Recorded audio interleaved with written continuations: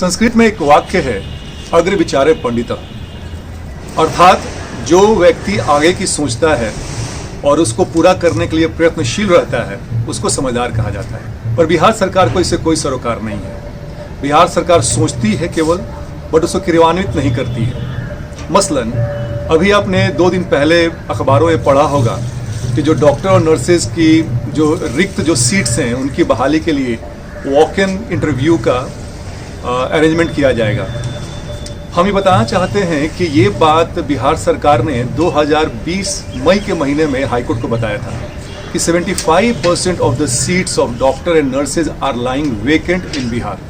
पूरा 1 साल बीत गया, अब तक कोई कार्य नहीं हुआ उस पर। मतलब कि आप 25% डॉक्टर और नर्सेज के साथ इस आपदा कोरोना से आप लड़ रहे हैं। मैं कुछ और डेटा आपको देना चाहता हूँ। नीति आयोग ने बिहार को 2017-18 में 22वें पायदान पर हेल्थ सेक्टर में रखा था। 19 और 20 में बिहार सरकार लुढ़क के 25वें पायदान पे आ गई। मतलब कि और राज्य आगे बढ़ रहे हैं और हम बिहार के लोग पीछे हट रहे हैं। एक बात और बताना चाहूँगा, डॉक्टर टू पेशेंट एक रेशियो होता है जो कि आदर्श और आइडियल माना जाता है किसी भी देश के हेल्थ सेक्टर के लिए। इंडिया का वो आइडियल रेशियो है एक डॉक्टर पे 1500 से लेके 1800 तक। आप यकीन मानिएगा बिहार में ये रेशियो कितना है, एक डॉक्टर पे 29,500 से ज़्यादा पेशेंट है।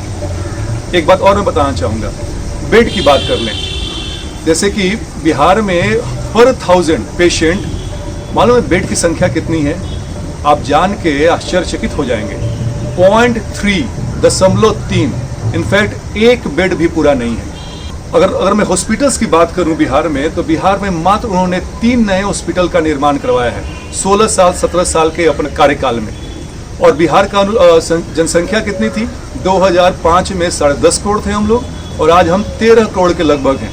उस अनुपात से ना बिहार का ना अस्पताल बढ़ रहा है, ना यहाँ की दवाइयाँ बढ़ रही हैं, और ना वेंटिलेटर ना ऑक्सीजन सिलेंडर की सुविधाएं बढ़ रही हैं।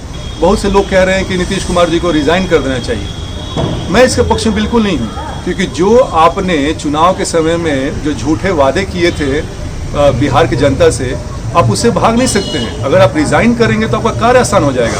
आपको ये कार्य करना होगा जितना भी आपने वादा किया है, और अगर आप नहीं करेंगे तो जनता के कोर्ट में आपको क्षमा नहीं मिलेगा और जनता आपको बूचर और बिहार कहेगी, जो कि बिल्कुल कहीं से भी अतिशयोक्ति नहीं होगी।